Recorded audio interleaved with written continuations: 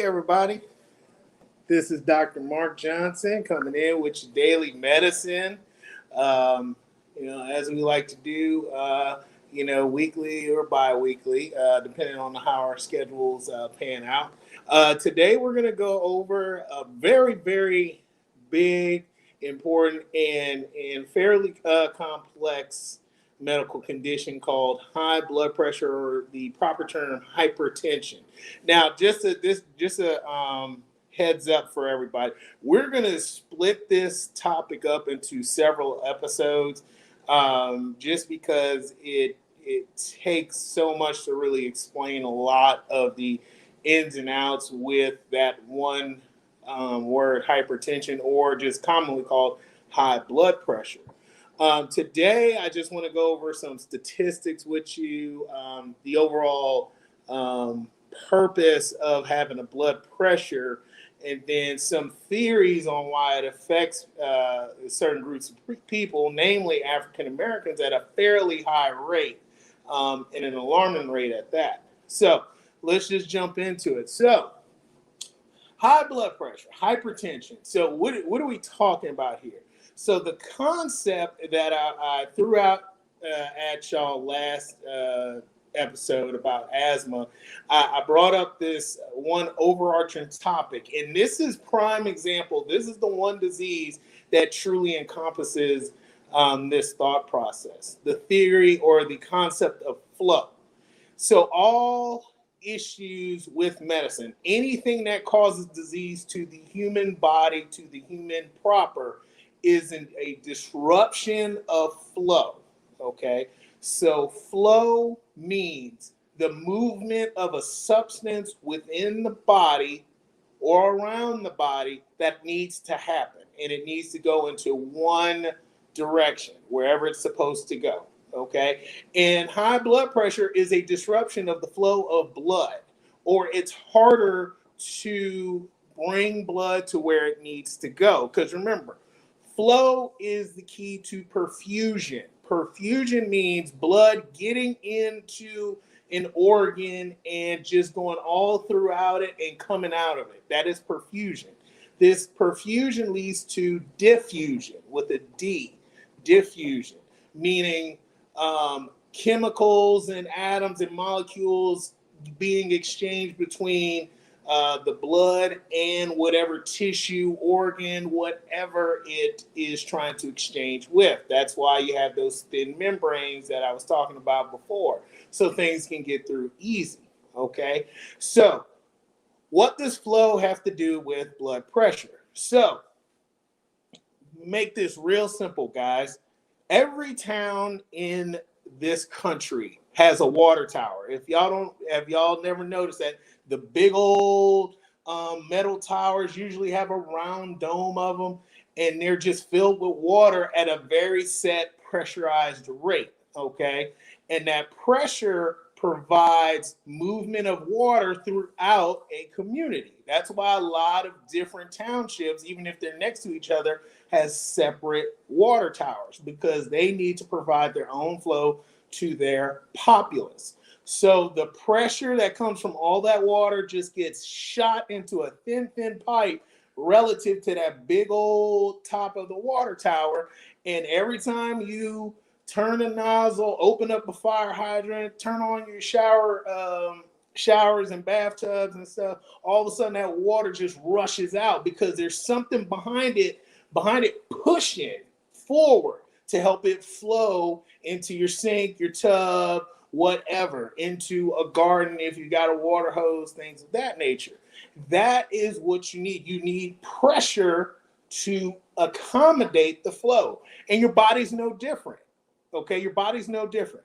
Your body, remember, has to be able to maintain flow, perfusion, and diffusion in any position your body is put into, whether that be laying down, whether that be standing up, whether that be squatting, whether that be walking up a hill or running down a hill, or spinning clockwise and counterclockwise. Your flow of your blood has to be consistent. Okay, everybody? And so what supplies the major pressure within your body to maintain flow? And it's a simple answer: your heart. Okay, your heart, that's why it beats. It supplies that pressure, that force to keep blood flowing forward and then in a big circle. Okay, because remember, heart brings blood into arteries. Arteries go out to all your organs to perfuse it with blood. It does whatever it needs to do. And then the blood flows into veins. Veins simply are the pipes that bring blood to the heart. And it just makes one big circle 24/7 for the entire span of your life. One of the first organs to really start to work when we're all being developed at conception is your heart. Why? Because your heart has to really start to take over the responsibilities of flow within the body at that point, no matter if it's a fetus all the way to you're 100 years old and you're on your deathbed. You have to have that centralized pressure, because at one point, mom cannot supply enough pressure to accommodate the flow that needs to happen for the baby. That's why the heart really has to start kicking in. And that's why the heart rates for a lot of these small little babies is so high, because it's not necessarily as big to supply all that force. But if it really keeps going like this, keeps punching, that blood is going to keep going. Okay, so that's what we need. We need a heart to supply pressure. That pressure gives us the force to go through the arteries and then supply the flow and perfusion your body needs. Now, you look at your arteries, you've seen pictures of them on the internet, or pictures, just graphic drawings, things of that nature. Your arteries have to be able to handle the pressure that comes from your heart. So remember, the pipes that are in your house, the pipes that are in anything in this city, town, wherever you live, okay, they're not wet noodles. They're not made out of, cellophane and paper mache, okay? Because if that was the case, they'd crack open real fast and you'd have water everywhere, and that would screw up everything. Okay. And so just like your arteries in real life pipes, they're very tough. Okay. Your lead pipes, your copper pipes, things like that can handle a lot of pressure. Your arteries are thick, kind of more muscular pipes compared to veins, because they have to deal with the high amount of pressure your heart shoots this blood out at. Okay. So they won't explode. Okay, but then there has to be a balance.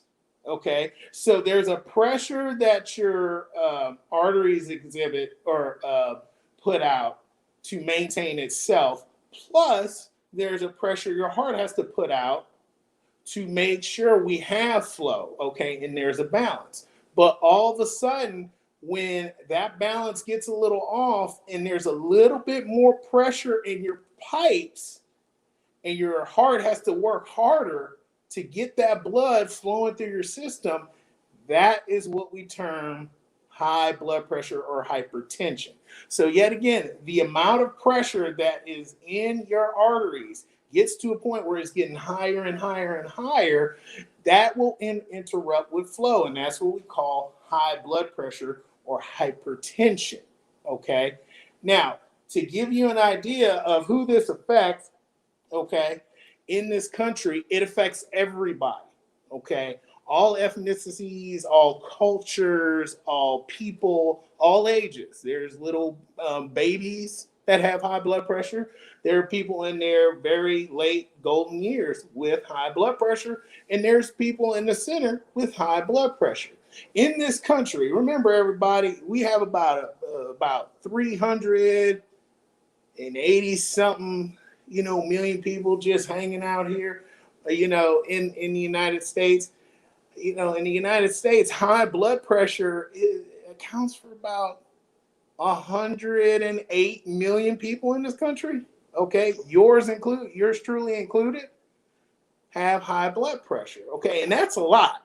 That's a huge amount of people. So we're talking about a third of the country that has high blood pressure. And therefore, some of the leading causes of death in this country are related to high blood pressure, heart attack, heart disease, kidney disease, strokes, things of that nature. Okay. All stem or can all stem from that one thing called hypertension. So this is very serious for a lot of people. So statistically, you know somebody with high blood pressure, even if you've not been diagnosed with it, you know somebody with high blood pressure, okay? Whether you realize it or not, because it's that common, okay? And I really want to emphasize this to you. This is something that is extremely common, and this is something that is easy to treat if we meaning patient and clinician, healthcare clinician, work together to remedy, okay? There's a lot of factors that go into it, okay? Genetics being one thing, diet being another thing, okay? And then your environment being one big thing as well. But I want to, much like the vaccine lecture, I want y'all to give this out to people who you think have high risk factors for high blood pressure, or who have been told they have high blood pressure, but they don't want to do anything about it. They always complaining about the medicine. Oh, it does this, or I don't want to take medicine, and I'm not going to do this. Like, it's a badge of honor that you don't take medicine. It's really not. Nobody gets a merit point for that. Okay.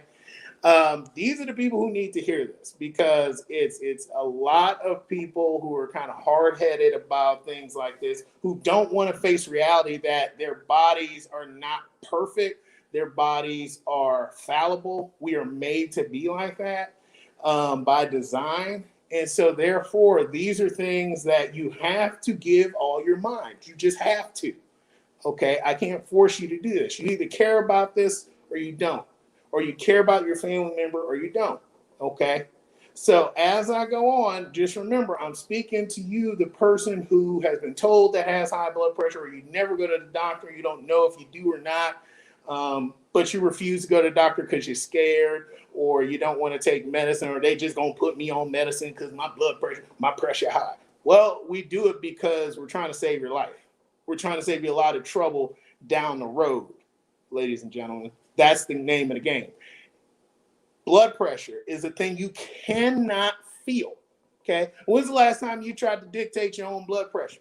When's the last time you tried to do that? Did you tell your brain, oh, put me at about 115 over about 72? That sounds about good. Hold that for about 4 hours, and then we're going to reconvene, see how I feel. No, you don't do that. So when blood pressure is really high or really low, your body adjusts and you don't feel it, okay? They don't call it the silent killer for nothing, all right? And so let's dive into who this really affects in an ungodly amount and disproportionately in this country. And that is minorities. Minorities in the United States typically deal with high blood pressure related issues far more than Caucasians. Not saying they don't have it, because they sure do have it. Okay. However, if you look at African Americans, we make up about 15% of the country. So we're at about 48 million or so people in this, or African Americans in this country. But the problem is nearly half of all African American adults. So let me just break that down again. Almost half of us have high blood pressure. That's nuts, ladies and gentlemen. That is nuts. I just said a third of the country's adults have high blood pressure. Okay, but almost half of Black adults have high blood pressure. That's insane. Okay. That's nuts. And guess who are the ones who are more prone to getting kidney disease from high blood pressure? Us, Black people. The people who are more prone to being on dialysis. Us, Black people, specifically Black men. Okay, overall, men make up more cases of hypertension in this country than women, However, the ones that are more uncontrolled are usually Black men. Like I said before, with prostate cancer and things of that nature, we're the ones that usually come in with the worst outcomes because we come in so late with prostate cancer. It's the same thing with high blood pressure. Either you don't want to take it seriously, or you come in too late, or you're just hard-headed and stubborn, and then all of a sudden you come into the hospital and you're wondering why you're having a stroke, heart attack, or you're in kidney failure. You're just wondering why. It's like, oh, I was just feeling fine a month ago. No, you wasn't. No, you wasn't. Your body was not feeling fine. Your mind, you might have been feeling fine, but your body wasn't. And this is why, because this hits us so hard, and not enough of us take time to really dive into it and really analyze it and see what we can do to fix the situation. I will give you prime example. Number one, I have got a family member. This is something that just doesn't happen in medicine, and I am proud of him to this day. Because if everybody did this, doctors' jobs would be 1,000 times easier. He actually was diagnosed with high blood pressure. That day, he decided to change his entire diet, and this was years ago. He changed his entire diet, and guess what? He is not on one blood pressure med, but he is religious with his diet. And that's something to really commend in that person. That person knows who they are. We've had conversations about this yet again. Really, really big props to him. But remember, with high blood pressure, with things of that nature, if somebody tells you it's not a death sentence, but you need to take it seriously, okay? Now, before I go on, I'm going to answer this question. Are there natural ways to lower blood pressure? I have a tea my friend makes me. It's to cut down. I know to cut down sauce. I've lost 25 pounds so far. Great job for losing the weight. The weight loss is the most important thing, hands down. Weight loss is the most important thing. Reducing your salt to the daily recommended amount or a little lower than that is the best thing. Avoiding bad fats, bad cholesterols in your diet are the best thing. Now, if you want to talk about teas and herbal supplementations, things of that nature, no. Okay. I know people will say mustard and things of that. No. Okay. Unless you're getting a constant infusion of mustard, it may or may not work. Okay. But doing what you're doing, lifestyle change, but weight loss for people who are obese with high blood pressure is the number one thing you can do. Okay.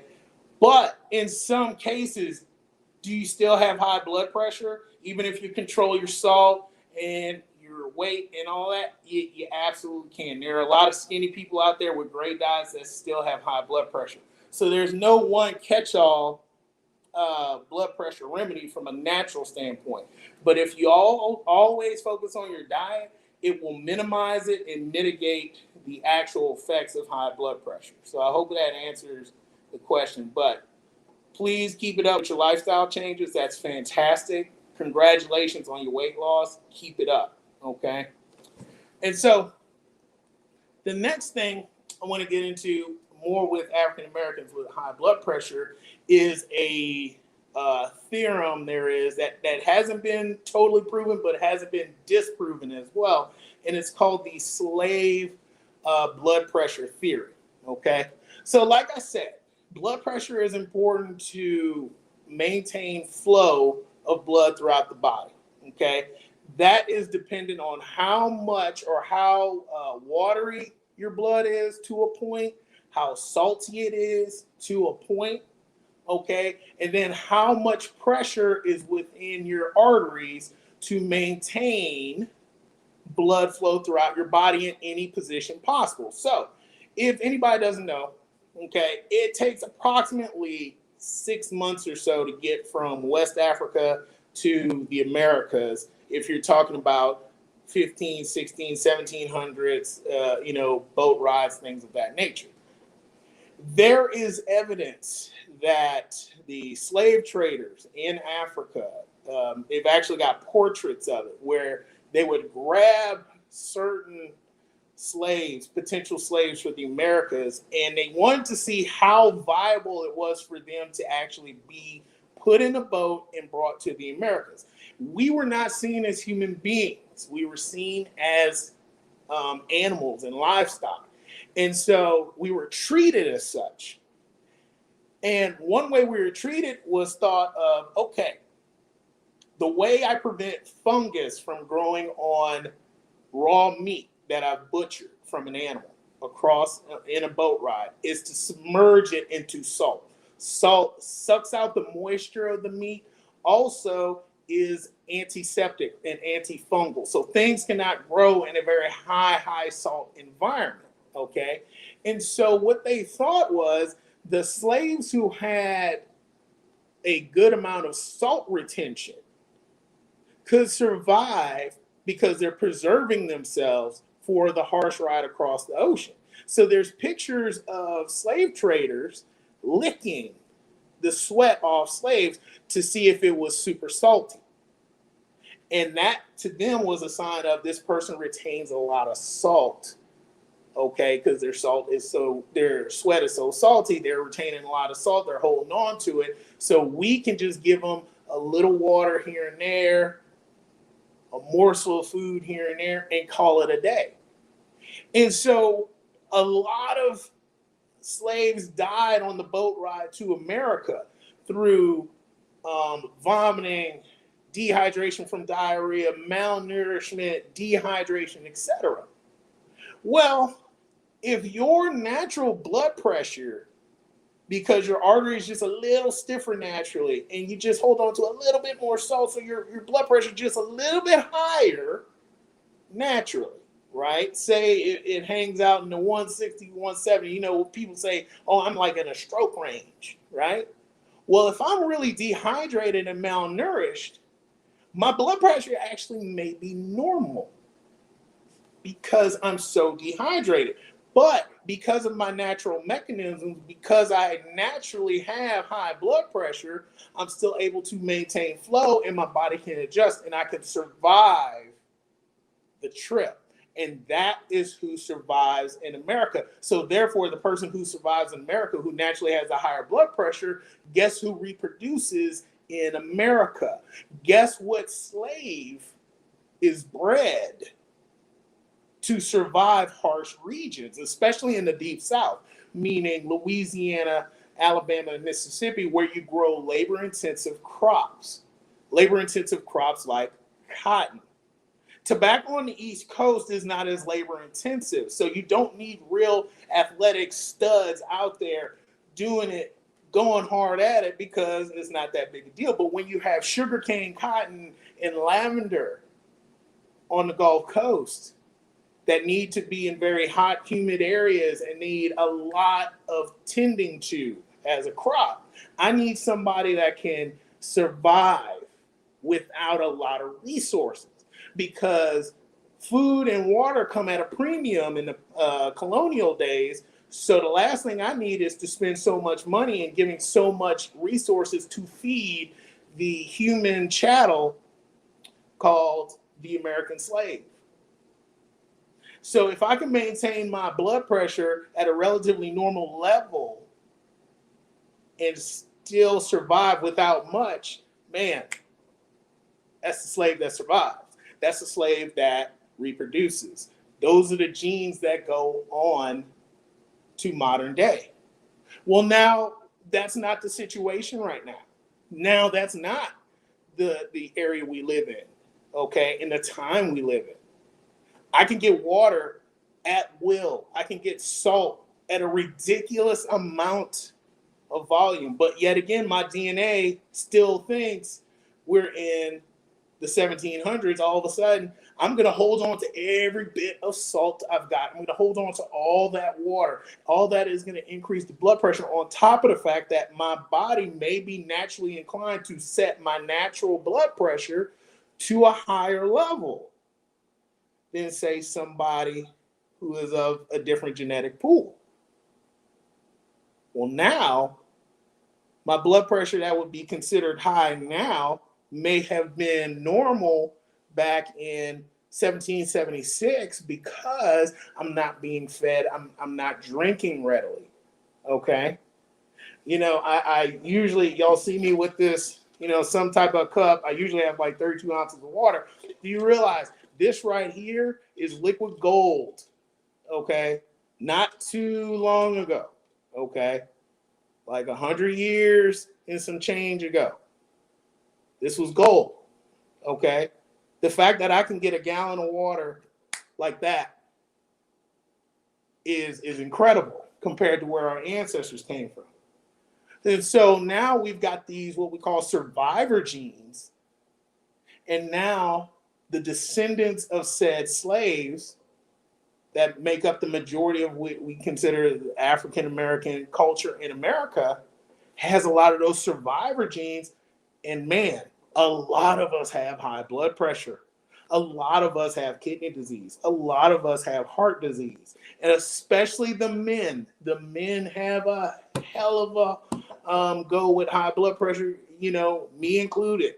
Okay, I'm on several medications for blood pressure. I can't think of a family member, especially the men in my family, a family member who doesn't have blood pressure issues or consequences of blood pressure issues. Okay. And yet again, if we go back to that original survivor gene, that slave high blood pressure theorem, well, in those labor intensive areas, you know, the thought was, let me get a lot of men, let me get a lot of bulls. Okay. I'm not going to get as many women per se because I need the rugged male frame. And I don't have to worry about them having a cycle and losing blood, therefore energy and effort potentially dying. I don't have to worry about them getting pregnant and then kind of really reducing their work output for months on months or potentially dying. Okay. That is a real thing. So now you have a lot of men in the African American community with high blood pressure. Man, the sins, you know, that whole phrase, the sins of your father, you know, you pay for the sins of your father. Man, there's a lot of people paying for that. Okay, in more ways than one, and it's outside of that family too. There's a lot of people in this country paying for the sins of that devastating moment in human history. Okay, to this day. Not only does it affect the lives of individuals, but families. It costs those families a lot of money over time to deal with the repercussions of that. God forbid if somebody has a bad event like a heart attack, strokes that puts them in a nursing home, etc. That's a lot of money, a lot of heartache, a lot of sorrow, you know, a lot of frustration that can build inside of a culture that, man, you know, you wonder why certain groups of people get upset with the status quo. Little things like that. Little things like that gnaw at people. Little things like that cause distress later on. Maybe just not in that person's life, but in the generations after. So it's just food for thought. Okay. But yet again, everybody, we're going to do this. We're going to do this for a long time. Okay. We're going to do several episodes of that. We're going to dissect every part of high blood pressure. Today, I just wanted to give you that basic. This is why we need a blood pressure. We need to maintain flow. If we do not maintain flow of blood, we are dead. We are dead. We do not survive as a person or a family or a species. Okay. Having high blood pressure grinds on the body over time. Some people are more genetically predisposed than others to having it. Okay. African Americans being the number one people in this country that really have it to a high degree and a very deadly degree. And I implore the people out there who don't take this seriously, especially Black men who statistically have some of the worst health outcomes in this country to this day. We as Black men die sooner than everybody else. Okay? High blood pressure is one of the reasons. You got to pay this all your mind. You have to give this all your mind because like my fiance has said in the past, who works in a kidney clinic, who talks to Black men all the time who do not do what they're supposed to do. If you catch it early, it's a lot better. You don't have to suffer from this if you don't have to. You just don't. Yeah, are you going to have problems with it if you have high blood pressure when you're like, 80, 90, 100 years old? Yeah, you are. And I hope you do, because that's everybody will. Everybody does. At that point, everybody does. Once you hit the age of 75, 80 and beyond, pretty much that's the shelf life of our bodies. Okay? That's the shelf life of it. But when I see 30-year-olds, 40-year-old, 50-year-old black men prime in their careers, got kids and stuff, all of a sudden I'm seeing them in the nursing home because they had a stroke because they didn't give a damn about their high blood pressure, right? Or if I see a patient in the clinic because they have some effects from uncontrolled blood pressure, because uncontrolled high blood pressure can affect a lot of organs. Okay, and men, guess what? A lot of small organs get affected by high blood pressure, and you got a twig and berries in your pelvic region that's pretty much a small organ compared to the rest of your body. That is one of the first things to go in blood pressure issues. Just throwing that out there. Okay? Just throwing that out there. You got to pay attention to this. You got to give your body attention. You got to be attentive to what your body needs. Pass this around to everybody. We're going to come back next week. We're going to dive in more about, how to diagnose blood pressure. What are some of the signs and symptoms of blood pressure, high blood pressure, etc. But remember, guys, we're on this journey. We're going to do this, but you've got to pay this mind. You've got to spread this out to people who you think need to hear this from a doctor. Okay? Especially a doctor, a black doctor who has hypertension himself. And I've had it for a long time. Okay? And I started taking high blood pressure medicine in med school. Go figure. And so guess what? I don't want to hear anything about, I don't like taking medicines. I don't like taking medicines either, but I do it religiously because I know it's saving my life. Period. The end. So, end of your argument.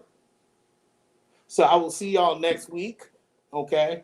Everybody be healthy, be safe, wear your mask. Okay? And I will see y'all next week. We're going to talk about more about high blood pressure and hypertension. Peace.